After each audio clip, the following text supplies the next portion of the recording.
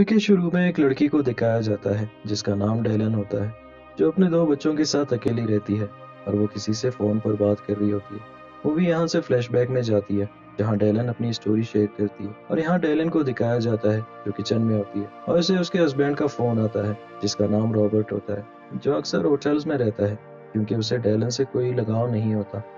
और डेलन अपने बच्चों की वजह से ये सब बर्दाश्त करती है। लेकिन एक दिन डेलन को एक अननोन लड़की का फोन आता है। जब डेलन उसका नाम पूछती है तो वो लड़की बिना कुछ बताए फोन बंद कर देती है और जब डेलन रॉबर्ट को फोन करके उससे उस लड़की के बारे में पूछती है तो रॉबर्ट रात को उसके पास आकर उसे बताता है कि वो लड़की उसकी गर्लफ्रेंड है, जिससे डेलन बहुत उदास हो जाती है। लेकिन अपने बच्चों की खातिर रॉबर्ट को कुछ नहीं बोलती। लेकिन जब रात को रॉबर्ट उसके साथ सोता है तो वो कुछ फील नहीं करती और अगली सुबह दिखाया जाता है कि डेलन के कमर में शदीद दर्द होने लगता है और डेलन थेरेपी लेने का फैसला करती है और रॉबर्ट को इसके बारे में बता देती है, जिससे रॉबर्ट उसे कहता है कि मैं तुम्हारे जिम और थेरेपी दोनों का खर्चा नहीं उठा सकता, लिहाजा तुम खुद फैसला कर लो, या तो तुम जिम जाओगे या फिर थेरापिस्ट के पास। डेलन जिम छोड़कर थेरेपी करवाने का फैसला करती है और एक डॉक्टर के पास जाती है जिसका नाम ग्राम होता है, जो उसे बताता है कि उसकी मसल्स में स्ट्रेस की वजह से खिंचाव पैदा हो गया है। शुरू में डेलन उसे कुछ नहीं बताती, फिर वो ग्राम को अपनी सारी परेशानी बता देती है कि कैसे रॉबर्ट उसे इग्नोर करता है और वो रॉबर्ट का ध्यान हासिल करने के लिए अपने ब्रेस्ट इम्प्लांट करवाना चाहती है। लेकिन ग्राम उसे बताता है कि उसके और रॉबर्ट के बीच जो भी है उसकी वजह उसका जिस्म नहीं है, बल्कि दो लोगों के बीच जज्बाती रिश्ता होना जरूरी है। खुशगवार जिंदगी के लिए सिर्फ जिस्मानी होना काफी नहीं होता। रात को जब डेलन घर में अपने बिस्तर पर होती है तो वो ग्राम के बारे में सोचने लगती है, क्योंकि उसकी बातों ने उसके ख्यालात बदल दिए होते हैं और वो ग्राम की तरफ अट्रैक्ट होने लगता है।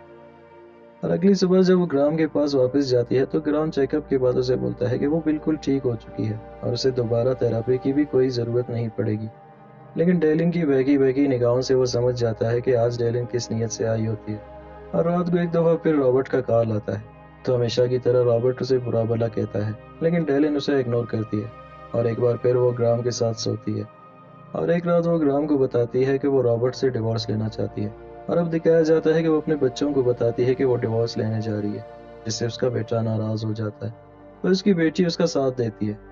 वक्त गुजर जाता है और एक दिन वो शॉपिंग करते वक्त अपने फ्रेंड से मिलती है और उसे ग्राम के बारे में बताती है। उसका फ्रेंड ग्राम को पहले से ही जानती है। वो डेलन को बताती है कि ग्राम उसे धोखा दे रहा है क्योंकि वो पहले से शादीशुदा है और उसके बच्चे भी हैं। और अब दिखाया जाता है कि डेलन ये सब साबित करने के लिए ग्राम के पास जाती है, पर ग्राम के पास कहने को कुछ नहीं होता। कुछ दिन बाद डेलन अपने फ्रेंड नताशा और स्टेफनी से मिलती है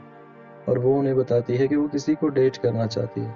तो वो उसे एक डेटिंग साइट बताते हैं। और रात को घर आकर वो डेटिंग साइट ओपन करती है जहाँ उसे एक लड़के का मैसेज मिलता है जो उसे डेट करना चाहता है। डेलन सुबह तैयार होकर होटल पहुंच जाती है पर वो लड़का वहां नहीं आता, जिससे डेलन का दिल और टूट जाता है और वो वहां से ग्राम के घर जाती है जहां वो बहुत देर तक दरवाजा खटखटाने लगती है पर ग्राम उसके लिए दरवाजा नहीं खोलता।